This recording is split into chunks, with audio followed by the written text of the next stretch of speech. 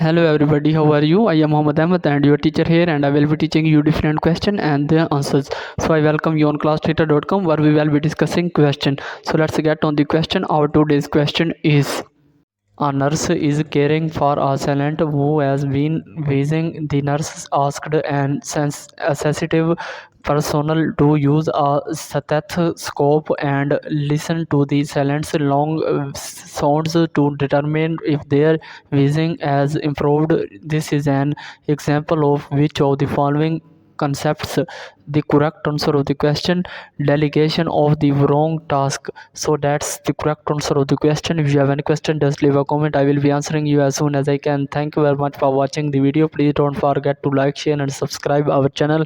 Until next question, bye bye.